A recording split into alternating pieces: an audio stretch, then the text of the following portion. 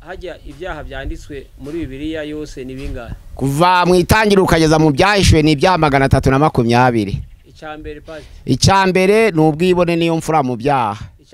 Icyakabiri ni ubwoba. Icyagatatu ni ukubesha.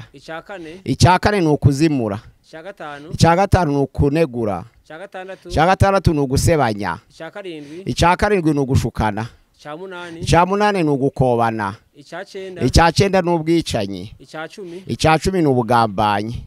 Buriya ubushize umaze kwigisha ibyaha bingahe? Ubu ngeze ku gatatu nigisha icyaha cya mbere cyitwa ubwibone imfura mu byaha, nkurikizaho ubwoba, ngiye gukurikizaho kubesha.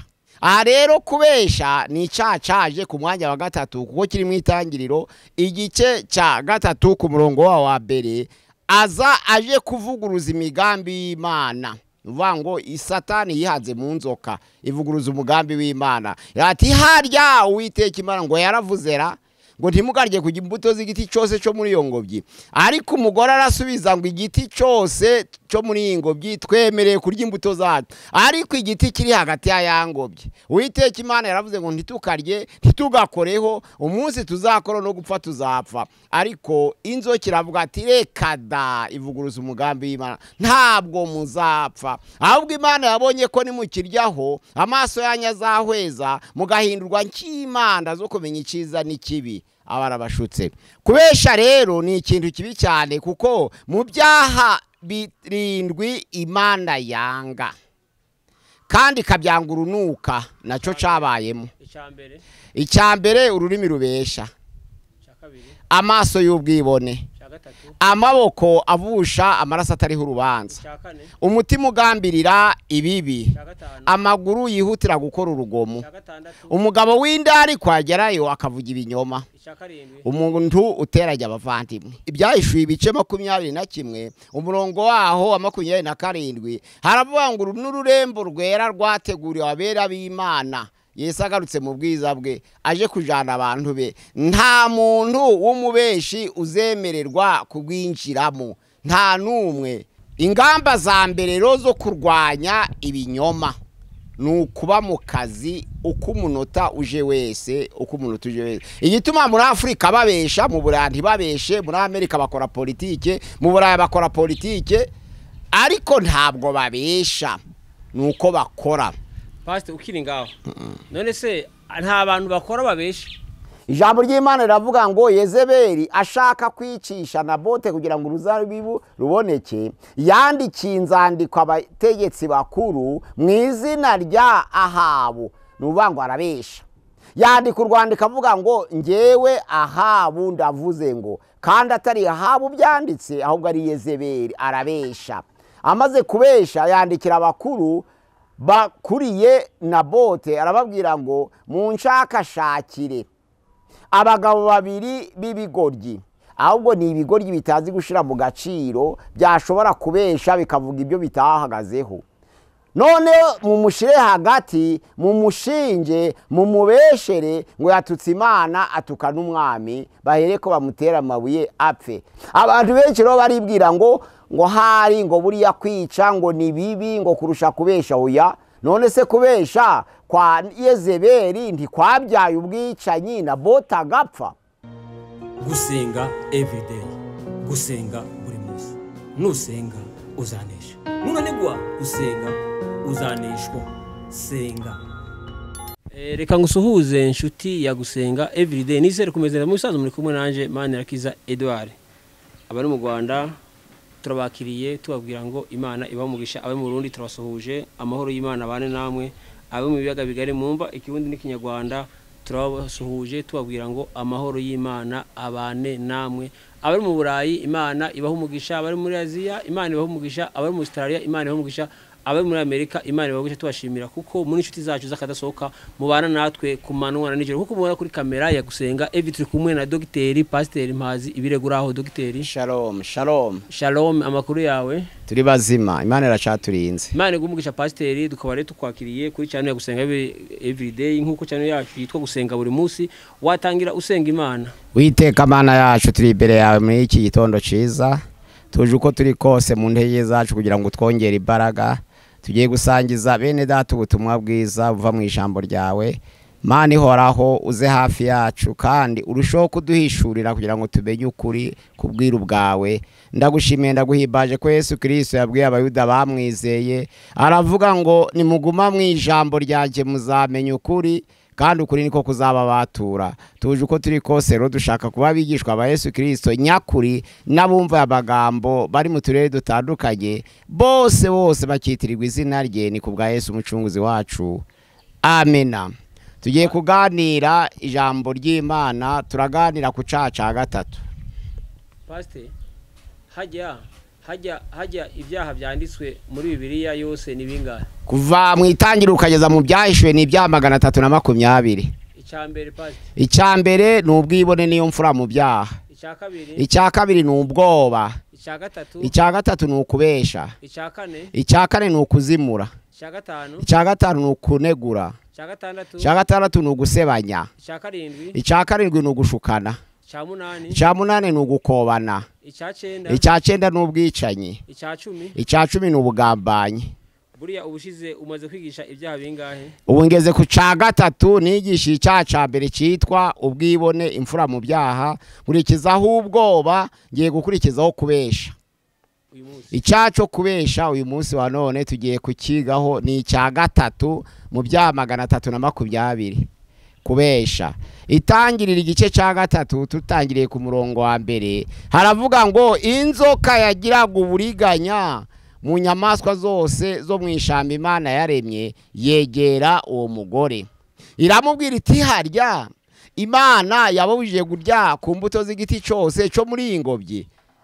Umugore arasubiza ati ibiti byose byo muri ingobyi twemereye kurya imbuto zabyo, ariko igiti kiri hagati y'ingobyi kimenyesha icyiza n'ikibi, Uwiteka Imana yaravuze ngo ntitukagirye ntitukagikoreho tutazapfa.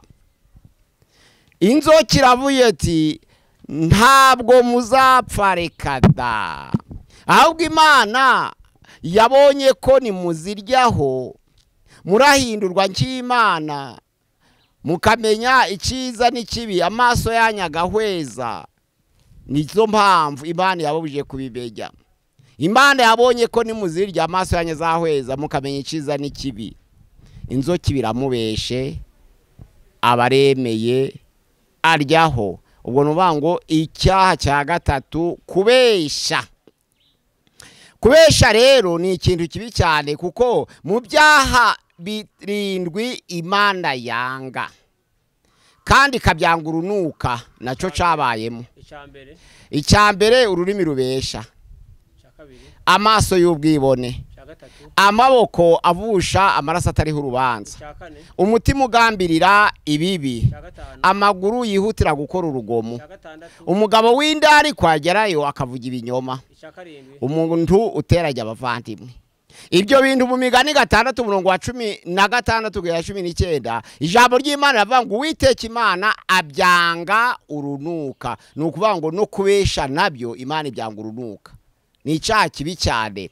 Aha rero kubesha ni icyaha cyaje ku mwanya wa gatatu, kuko kiri mu itangiriro igice cya gatatu ku murongo wa mbere, aje kuvuguruza imigambi y'Imana.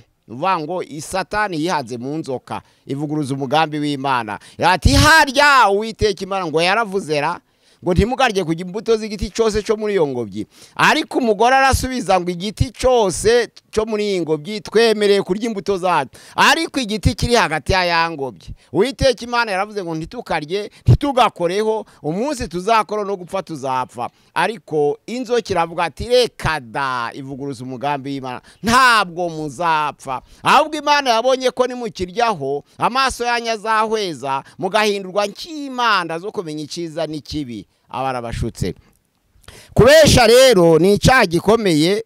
Hariya mu ibyahishuye ibice 21 umurongo waho wa 27 haravuga ngo n'ururembo rwera rwateguriwe abera b'Imana. Yesu agarutse mu bwiza bwe aje kujana abantu be, nta muntu w'umubeshi uzemererwa kugwinjiramo, nta numwe, nta mubeshi uzemererwa kwinjira mu bwami bw'Imana, kuko mu byahishuye 21 mu murongo wa 8 haravuga ngo ariko abanyabwoba abarabye ibishushanyo, abicanyi, abasambanyi, abarahira ibinyoma. Hari abakoresheje kurahira ibinyoma reparigire, ariko ni ukubesha, kubesha. Pawulo rero abwiriza ubutumwa bwiza, hari akarwa kitwa ikireti.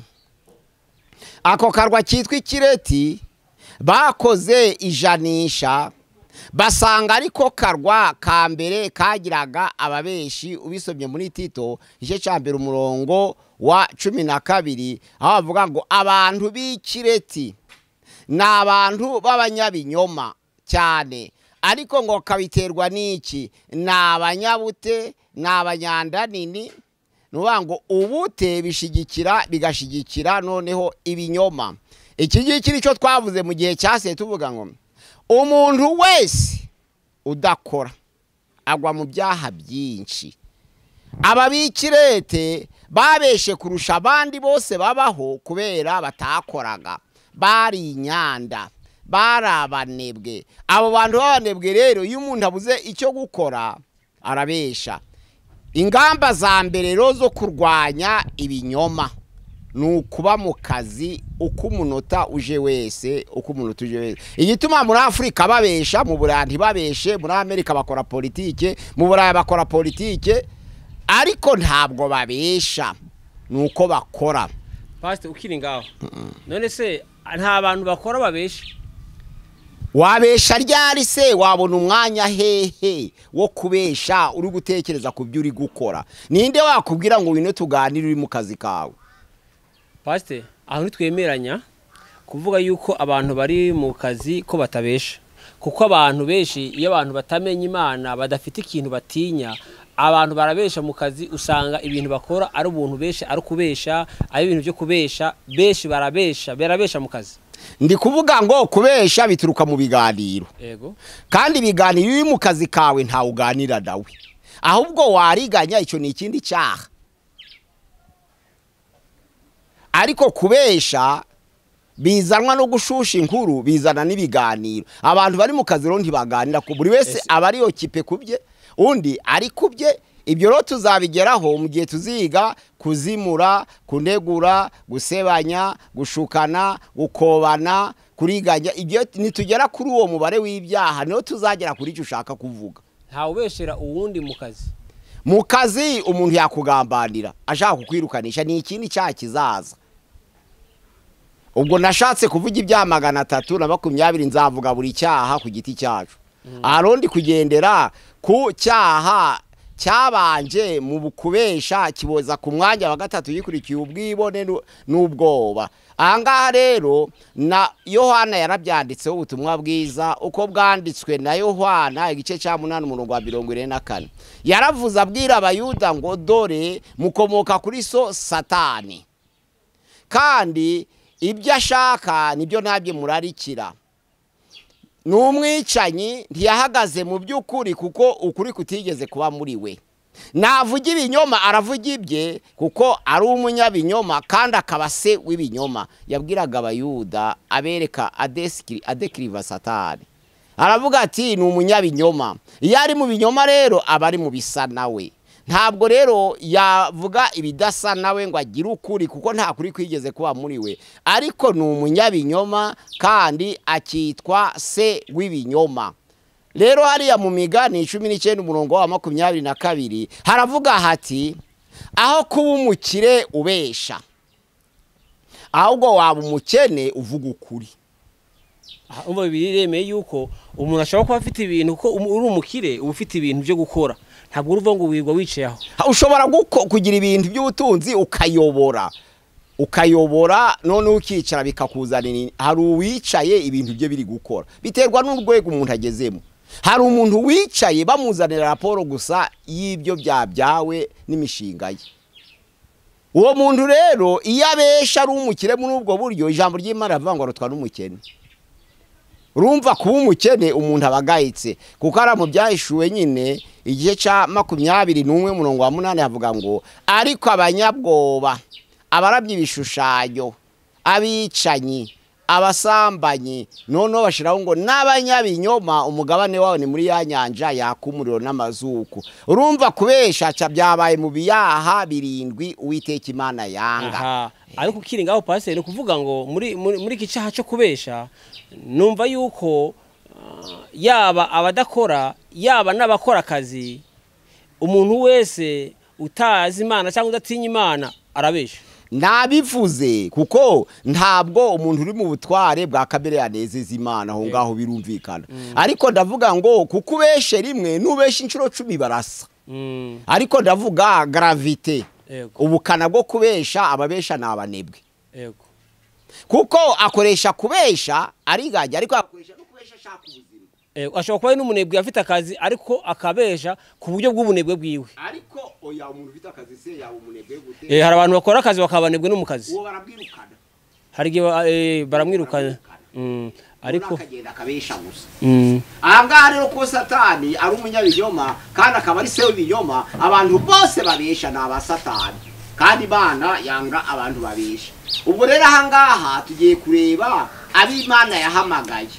Kuko hari mu Bakorinto ba kabiri ibice byaho 11:14-15 haratubwira ngo si igitangaza kuko Satani ubwe yihindura nka marayika w'umuco. Ntabwo ari igitangaza no kugira ngo abakozi be nabo bihindure nk'abagabura ibyo gukiranuka ngo ari kwiherezo ryabo rizahwana n'imirimo yabo. Rero iyi Imana ihamagaye na Satani arahamagara. Ijambo ry'Imana mu Efeso ibice cya 4 umurongo waho wa 11 haravuga ngo bamwe abaha kubintumwa, abandi abakuba bahanuzi, abandi abakuba bavuga ubutumwa bwiza, abandi abakuba abungeri, abandi abakuba bigisha. Aho hose ni ukugira ngo buri wese agire uruhare rw'ijambo ry'Imana rivuga ryo gukomeza umubiri wa Kristo Yesu bavuga ubutumwa bwiza. Ubwo rero ab'Imana yahamagaye kubintumwa ni ukugira ngo bahindure abantu. Ab'Imana yahamagaye kuba abahanuzi ni ukugira ngo bahindure. Ab'Imana yahamagaye kuba abavuga ubutumwa bwiza ni ukugira ngo bahindure. Ab'Imana yahamagaye kuba abungeri ni ukugira ngo bahindure. Ab'Imana yahamagaye kuba bigisha ni ukugira ngo bahindure. Ariko ahangaha ijambo ry'Imana rivuga ngo Imana ihamagaye intumwa, Satani nawe ahamagara intumwa. Imana ihamagara abahanuzi, Satani nawe ahamagara abahanuzi. Ni ukuvuga ngo Imana ihamagara intumwa, Satani agahamagara intumwa ze, nazo zigakora mu ishusho y'intumwa z'Imana. Imana ihamagaye abahanuzi, Satani nawe ahamagara abahanuzi bagakora biyitirira izina ry'Imana ariko bakorera Satani. Imana ihamagara abavuga ubutumwa bwiza, Satani nawe ahamagara abavuga ubutumwa bwiza bakabuvuga bakorera Satani ariko biyitirira Imana. Imana ihamagaye abungeri rero na Satani ahamagara abungeri bakabwiriza bakorera Satani ariko biyitirira izina ry'Imana. Imana ihamagaye abigisha na Satani nawe araremekanya karema bigisha biyitirira izina ry'Imana ariko ari abakozi ba Satani. Nizo mpamvu rira jambo rivuga ngo ntabwo ari igitangaza kuko Satani ubwe yihindura marayika w'umucyo, ntabwo ari igitangaza kugira ngo abakozi be nabo bihindure nk'abagabura ibyo gukiranuka ariko iherezo ryabo rizahwana n'imirimo yabo. Ahangaro turareba intumwa. Imana yahamagaye abantu bamwe kuba intumwa kugira ngo bakwirakwize amatorero mu isi. Ariko usomye Abakorinto ba kabiri ibice 11:13 hariya Satani no yahamagaye intumwa, haravuga ngo ni intumwa z'ibinyoma. Bariya ni intumwa z'ibinyoma, abo nabahamagawe na Satani ariko bose bakiyitirira izina ry'Imana. Hariya noneho mu Bakorinto ba kabiri igice cya 11 umurongo wa 3 havuga ko Imana yahamagaye koko abavuga ubutumwa bwiza nkara mu Efeso, ariko Satani nawe agara abavuga ubutumwa be bakiyitirira Imana ngo ariko bakigisha Yesu wundi itoro ry'intumwa ritabwiwe. Abo nabavuga ubutumwa b'ibinyoma. Noneho hariya mu byakozwe n'intumwa ibice 20 umurongo wa 29 havuga ko Imana yahamagaye abungeri koko ngo bayobore amatorero hirya no hino, bahabwa inshingano yo gutwara amatorero. Ariko haravuga ngo nimara kugenda mvuye muri mwe, na magambo Pawulo yavuze ariko byanditswe na Luka, aravuga ngo hazaza amasega aryana noneho ngo ntabwo azaza ababarira umukumbi, azaza arayo gutatanya no kurimbura no gutanyagura. Ayo ngaho azaza hanyuma yanje, mwirinde kandi mube maso. Abashumba bose ntabwo ari abayobora ku Mana, hari abo gutatanya, hari abo kurimbura. Ab'Imana yahaye umukumbi aho kugira ngo bayore bawumbawumbe, ahubwo bakawurya. Niwa Paulo yavuze rero hara mu Byakozwe n'Intumwa 28:29 havaho nimbara kugenda avuye muri mwe mube maso, hazaza bita bungeri. Noneho baze ari amasega barya umukumbi, ntabwo bazigera bagira impuhwe n'imbabazi. Na n'uyu munsi wa none rero abantu benshi bahuza abantu bakabakurura inyuma yabo, nk'uko Paulo yavuze ngo bazabanza kubigisha, nibamara kubigisha babakurura inyuma yabo, nibamara kubakurura inyuma yabo mubakurikire, nimubara kubakurikira kuko ari amasega zibarye. Kubarya nukuvuga ngo nukubahubanganya mugata kwizera kwanyu mukabivamo, niko kubarya. Ntabwo aragira imbabazi z'umukumbi. Ariko ijambo ry'Imana rivuga ngo umwungeri w'ukuri we nubwo yaba afite intama 100 akabona imwe yazimiye, arahungabana ntagira amahoro, arayishakashaka akayishaka, yageraho yatakariye mu ishamba. Ijambo ry'Imana rivuga ngo akagira ibyishimo, akayiterura akayishira ku bitugu, akayizana, yamara kwigeza mu wundi mukumbi agahamagara inshuti ze ngo muze hano. Byanditswe muri Luka ibice 15:1-5. Yamara guhamagara inshuti ze bakaza, akabereka ko yabonye intamba ye yari yazimiye, akishima, akanezerwa n'inshuti ze bishimira ko iyo ntama yabonetse. Aravuga rero ngo ibyo byishimo bigeranywa niyo umuntu yihariye umwe gusa, abamarayika mu ijuru bagakora ibirori. Umuntu umwe wihariye gusa, uwo ni umwungere wahamagawe n'Imana utekereza ibyo. Ariko wahamagawe na Satani azi gukora imihango yo guca abanyabyaha, ariko ntabwo azi gukora imihango yo kuzana abanyabyaha ku Mana. Nukuvuga ngo ntabwo yibaza ngo avuge ngo umunyabyaha naciye namusimbuje ndi. Oya, ntababarira umukumbi kandi ntatekereza ku mbaraga wamubyaje ubutumwa yatanze. Ahubwo we ni amasega atatanya, ni amasega arimbura, ni amasega arya intama. Nukuvuga ngo ntagira impuhwe, kuko ufite impuhwe ntabwo umuntu wakoze icyaha yirukanwa, ahubwo wakoze icyaha arigishwa. Ijambo ry'Imana rivuga ngo mugenzi wawe nagukorera icyaha muri kumwe mugenderere umwigishe. Niyemera umusengere he kugira umuntu bimenye, niyanga umuzanire mugenzi we muhujeho ubucuti, mumwinginge mu muhendahende. Niyemera mu musengere mwe murokore mugenzi wanyu, niyanga mu mubwire itorero rihendahende, niyemera mwe mumurokoye. Niyanga ababere nk'umunyamahanga ku ntambwe ya 4, nukuvuga arananiranye ariko ntabaye umwanzi, abaye umunyamahanga. Ubaye umunyamahanga rero umuntu aramugendera mukamwigisha, muhozaho mukamwigi, abo nibo banyampuwe. Naho umupasiteri w'isega iyo yirukanye umuntu mu itorero ntaje kumusura, nibo bita amasega. Nimbara kuva muri mwe hazaza amasega aryana, ntazababarira umukumbi nato. Ntashobora guca umuntu wakoze icyaha ngo azave mu cyaha yaramusuye. Oya, ntashiraho n'abantu bashinzwe kumwigisha.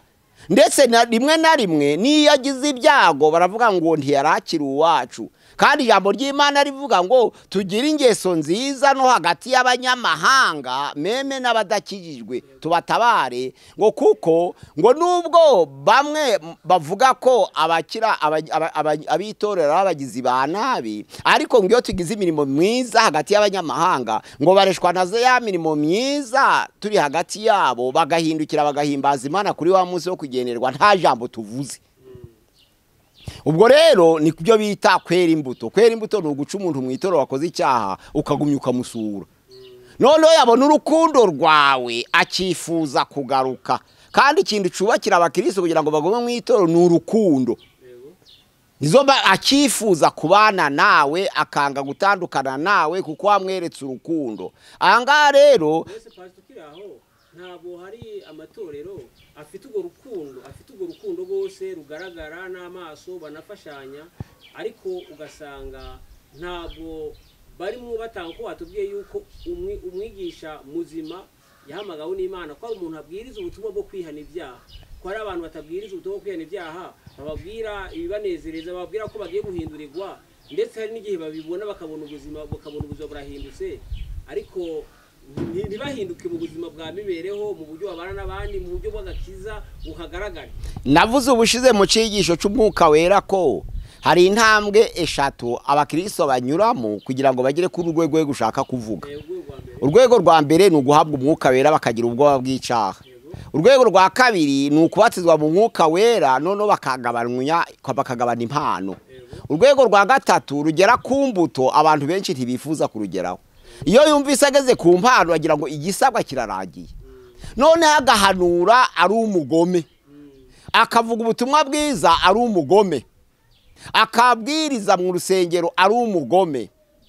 Akigisha ari umugome. Niko rwa rwego mvuze nyine rwa gatatu abantu benshi batagezeho nibo bashobora kuririmbana batumvikana. Abo bageze ku ntambwe ya kabiri ariko ntibagera ku ya gatatu. Baha umwuka wera bagira ubwoba bw'icyaha. Babatijwe mu mwuka wera bagabana ku mpano. Ariko igihe cyo kwakira imbuto kirabananira. Nibo babandi rero Matayo yavuze ku gice cya 7:22 avuga ngo benshi bazambaza kuri urya munsi bati mwami mwami ntitwahanuraga mu izina ryawe, ntitwirukanaga abadayimoni mu izina ryawe, ntitwakoraga ibitangaza bikomeye mu izina ryawe. Yesu Kristo avugiye ati nibwo nzaberurira sinigeze kubamenya mumva imbere mwankozi bimwe kuko batageze ku ntambwe ya gatatu. Nizo mpamvu uzasanga umukristo baciye mu itorero abasigaye mu itorero batamusura nuko batageze ku ntambwe ya gatatu yo kwera imbuto.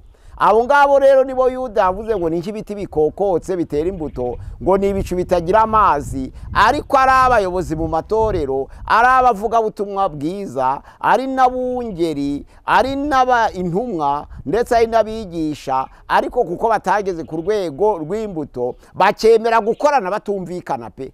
Umupasira akagira mugenzi bishari ndetse akanamugambanira akamukuza ku kazi akababaye muri kurusha umunyamahanga kuko umuntu wirukanishije mugenzi we ku kazi ni mubi kurusha abanyamahanga. Ariko akabikora kubera iki atageze ku ntambwe y'imbuto z'umwuka ngo muri we habe mu rukundo, muri we habe mu ibyishimo, muri we habe mu amahoro, muri we habe mu kwihangana, muri we habe mu kugira neza, muri we habe mu kugwa neza, muri we habe mu gukiranuka, muri we habe mu kwirinda. Bikaba bitaramugezeho na gato ariko akaba afite impano z'umwuka.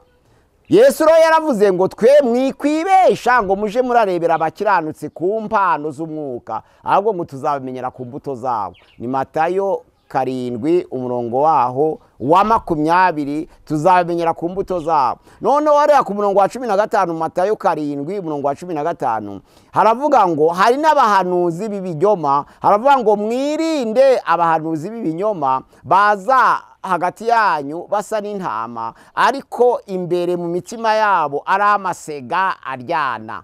Abantu bakibwira koko ngo ni umuhanuzi w'ukuri ariko imbere ye ari amasega aryana. Ni ukuvuga ngo nk'uko hari intumwa z'ukuri hari intumwa z'ibinyoma, nk'uko hari abahanuzi b'ukuri hari n'abahanuzi b'ibinyoma, nk'uko hari abungeri b'ukuri hari n'abungeri b'ibinyoma, nk'uko hari avuga ubutumwa b'ukuri hari n'abavuga ubutumwa b'ibinyoma, nk'uko hari abigisha b'ukuri hari n'abigisha b'ibinyoma.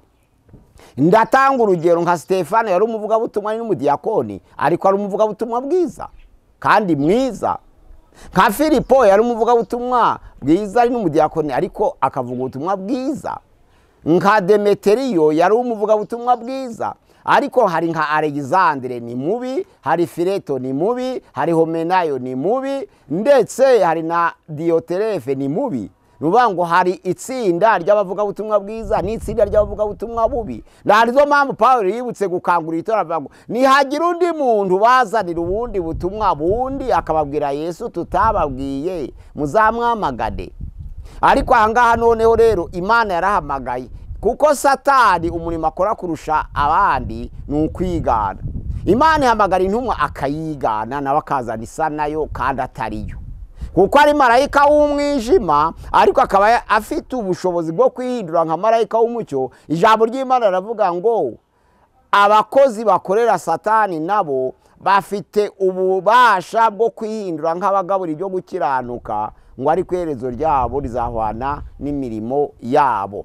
Ubwo rero mu babeshi ntabwo ari abapagani gusa, mu bavugabutumwa harimo ababeshi, mu ntumwa harimo ababeshi nk'uko twabisobye, mu bashumba harimo ababeshi, mu bigisha harimo ababeshi, mu bavugabutumwa bwiza harimo ababeshi, ariko hakabamo n'abavuga ukuri mu nzego zose, hakaba abavuga ukuri mu nzego zose. Ngiye gutanga urugero.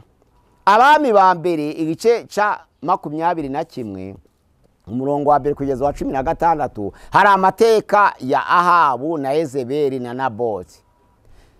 Naboti yagiraga uruzabibu rwiza, umwami ararwifuza, amusaba kurugura cyangwa kumuguranira. Aravuga ati nzaguha urundi ruruturwo. Ariko ijambo Nabote yasubije rivuga ngo kirazira, ntabwo nagurisha gakondo yabasokuruza, ribabaza Ahabu cyane. Agiye gutaha, ataha babaye afite agahinda, aratambuka ijambo ry'Imana avuga ngo yerekera ivure. Yezebeli agira ubwoba ati uyu muntu watashe ababaye sinkimubonyeho, aragenda aramubaza ati kubabaye wabajwe n'iki? Ati nabwiye Nabote ngo tugurane mu ruzabibu rwiza ku ruturwe, aranga. Nari nshaka kuhakora umushinga wanje, birambabaza niko gahinda mfite. Yezebeli aravuga ati wavuze nabi, kuko ibiri mu bwami bwawe byose ni ibyawe, nta nubwo akagombye kubwira Nabote ngo mugurane, wagombye kurufata. Atariko humura. Ijambo ry'Imana riravuga ngo Yezebeli ashaka kwicisha Nabote kugira ngo uruzabibu ruboneke, yandikiye inzandiko abategetsi bakuru mu izina rya Ahabu. Nuvuga ngo arabesha. Yandika urwandiko avuga ngo ngewe Ahabu ndavuze ngo, kandi atari Ahabu byanditse, ahubwo ari Yezebeli. Arabesha. Amaze kubesha yandikira abakuru bakuriye Nabote, arababwira ngo munshakashakire abagabo babiri b'ibigoryi.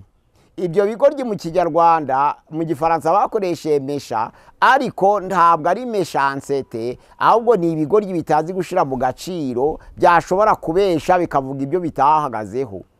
None mumushire hagati, mumushinje, mumubeshere ngo yatutse Imana atuka n'umwami, bahereko bamutera amabuye apfe. Niko byagenze.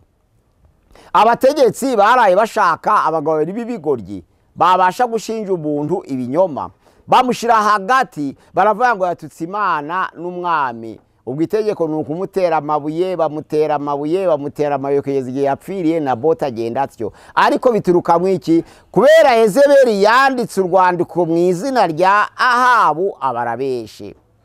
Ashakisha abagabo b'ibinyoma, nabo bashobora kubesha bagashinja Nabote ibinyoma. Iki caro ni cya kibi, ni cya gikomeye. Ikintu cyitwa chaîne hamartologique, umugozi w'ibyaha, ibyaha byose bihambiriye hamwe, kumwe kimwe gikurura ikindi.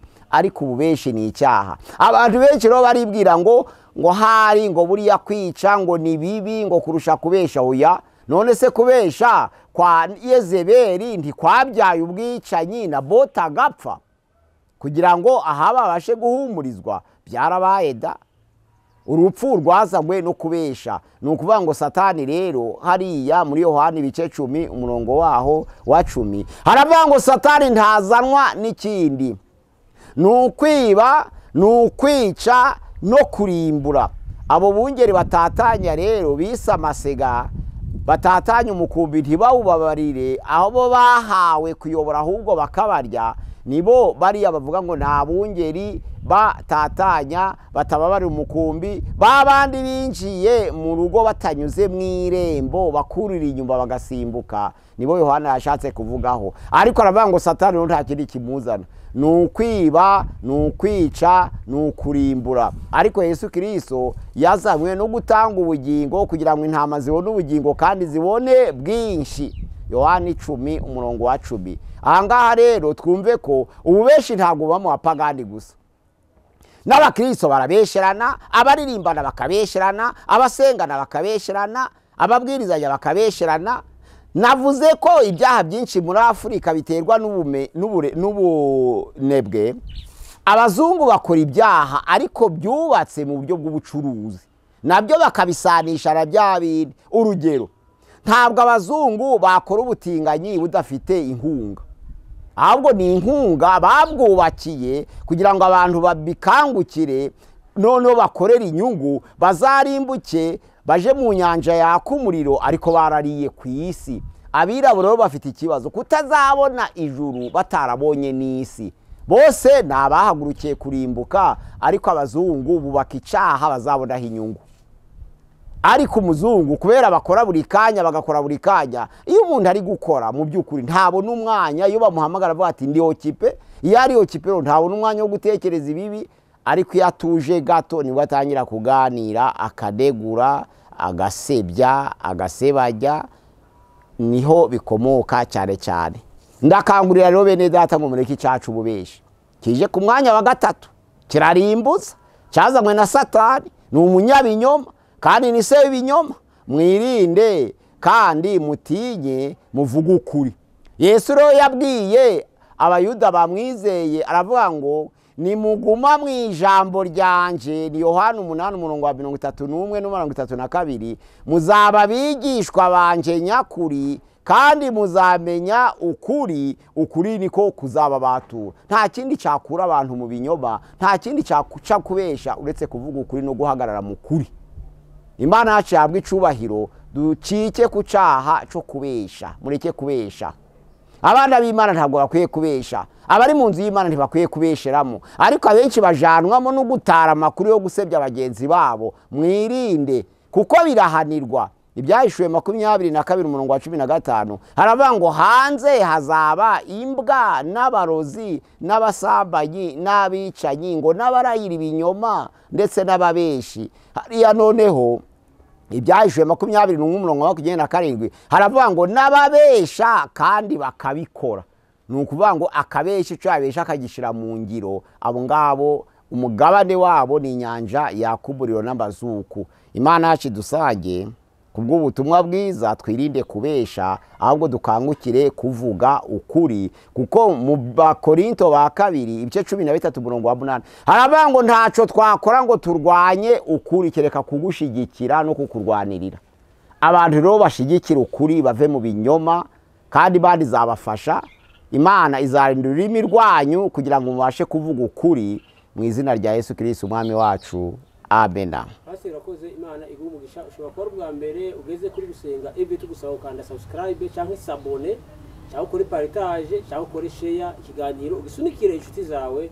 Imana igumugisha. Ikiganiro gutaha Pastor hari cyo wakongeraho? Nimero ya WhatsApp kubashaka kudukurikira ku biganiro 078666 96620